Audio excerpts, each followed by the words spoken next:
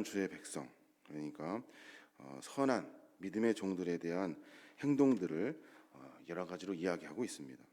여러분 잘 아시는 것처럼 성령의 9가지 열매, 그 열매가 바로 사도 바울을 통해서 우리가 믿음의 성도들이 가져야 할 아름다운 덕행, 이런 모습들을 우리가 가르쳐주고 있죠.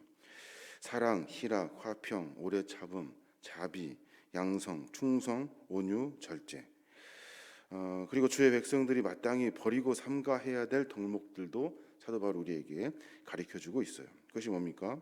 음행, 더러운 것, 호색, 그다음에 우상 숭배, 술수, 원수 맺는 것, 그다음에 분쟁, 시기, 분냄, 당짓는 것, 불리함, 이단, 투기, 그리고 방탕함, 이런 것들을 설명해주고 있어요.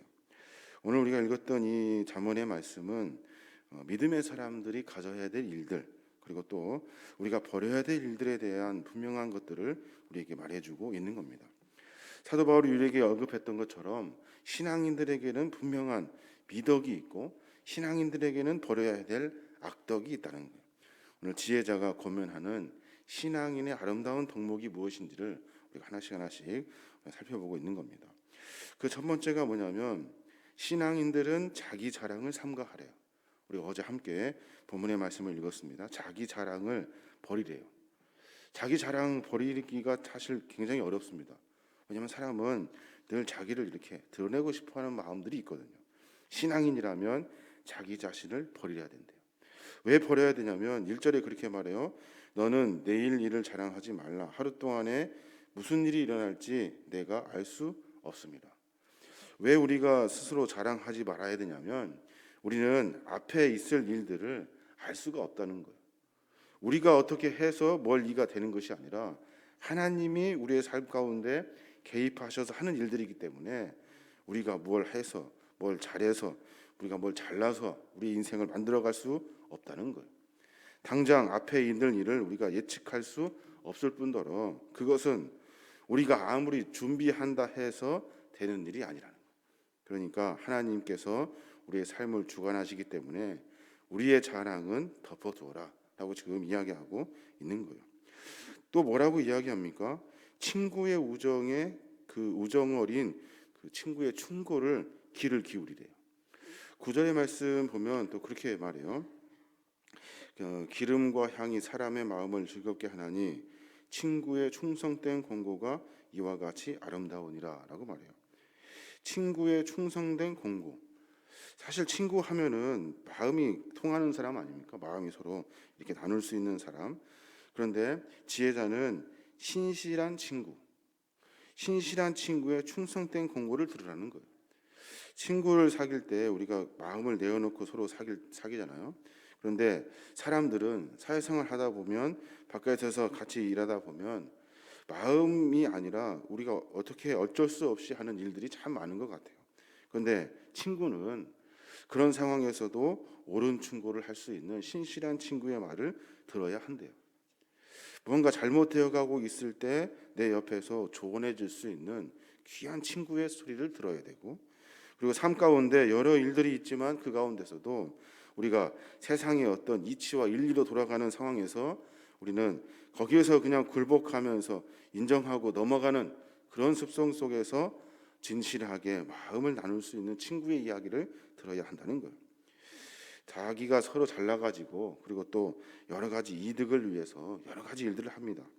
그 가운데서도 우리는 친구의 귀한 충고를 듣고 삶을 돌이킬 수 있어야 한다는 거예요. 또 11절에는 뭐라고 하냐면 부모의 훈계도 들어야 된대요. 내 아들아 지혜를 얻고 내 마음을 기쁘게 하라. 그리하면 나를 비방하는 자에게 내가 대답할 수 있으리라 라고 말해요.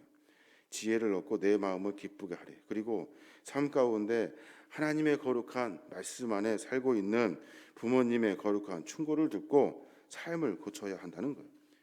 이런 것들이 우리 신앙 안에 있어야 한다는 거예요. 생각해 보니까 자랑하는 것 좋아하고 그리고 진심을 다해서 나에게 조언해 주는 귀한 친구의 조언의 소리를 들으려고 하잖아요. 친구니까 막 함부로 하려고 하고 또 부모의 훈계도 들으려고 하지 않아요. 부모의 훈계도 들으려고 하지 않으니 어떻게 삶을 바르고 정직하게 살 수 있겠습니까? 오늘은 또 어떤 이야기를 하고 있냐면 근면하고 성실하게 살아야 된대요. 근면하고 성실하게. 23절에 보면 그렇게 말해요. 내 양떼의 형편을 부지런히 살피며 내 소떼에게 마음을 두래요. 내 양떼의 형편을 부지런히 살피며 내 소떼에게 마음을 두라는 거예요. 지혜자는 하나님의 백성들을 향해서 내 양떼의 형편을 부지런히 살피고 소떼의 마음을 두래요. 양떼의 형편을 살핀다는 것은 전통적으로 유목 생활에 근가를 하는 이스라엘 백성들에게 사업, 자기가 하는 일을 소홀히 여기지 말고 최선을 다해 성실히 하라라는 그런 말이에요. 또 소떼의 마음을 두라는 말은 남의 재물에 욕심을 내지 말고 자신의 손이 수고하고 땀을 흘릴 만큼 그 땀 한 만큼 자신의 식물에 만족할 줄 알며 살아라 하는 그런 의미가 그 속에 들어있대요. 그러니까 우리의 삶에 늘 자기가에게 맡겨진 일들을 최선을 다하고 또 다른 것에 욕심내며 살아가는 것이 아니라 하나님이 우리에게 주신 귀한 수고의 삶, 노동의 삶, 그리고 신성한 노동의 가치를 깨닫고 그 속에서 만족하며 살아야 된다라고 이야기하고 있는 겁니다. 또 몇 가지 보면 14절에는 또 그렇게 말해요. 이른 아침에 큰 소리로 자기 이웃을 축복하면 도리어 저주같이 여기게 되리라라고 말해요. 이 말이 무슨 말이냐면 아무리 좋은 소리도 여러 번 반복하게 되면 그것이 안 좋게 들린다는 거예요. 이른 아침에 큰 소리로 자기 이웃을 축복하면 도리어 저주같이 된대요. 상황에 맞는 이야기들을 해야 된다라고 이야기하고 있고 또 마음을 단련하라라는 말로 17절에 철이 철을 날카롭게 하는 것 같이 사람이 그의 친구의 얼굴을 빛나게 하느니라라고 말해요. 그러면서 우리의 삶을 같이 함께 동역하고 있는 믿음의 종들의 이야기와 충고를 들으며 살아야 된다라고 이야기하고 있는 겁니다. 지금 잠언의 이야기는 분명히 우리에게 해야 될 일들을 가르쳐주고 있어요. 자기 자신을 자랑하지 말아요. 자랑하지 말아요.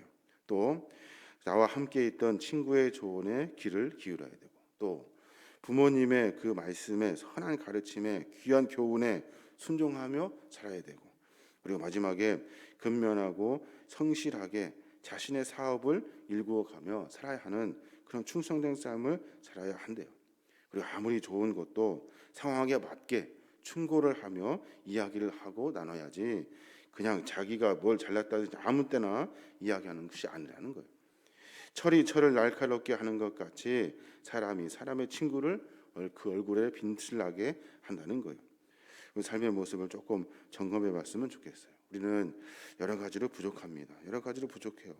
그런데 그 가운데서 하나님 우리에게 은혜를 베풀어 주셔서 귀한 삶의 모습을 점검하게 하셨어요.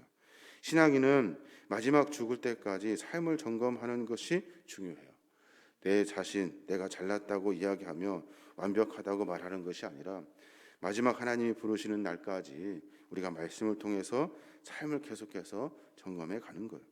이런 삶을 통해서 마지막에 우리의 삶 가운데 개입하시고 일하시기 원하시는 하나님의 선한 뜻을 분별하고 또 삶 가운데 주님의 거룩한 말씀으로 주님의 뜻을 행하며 주께 영광 돌리며 나아가야 될 줄로 믿습니다. 이게 바로 우리의 신앙의 삶이 되는 거예요.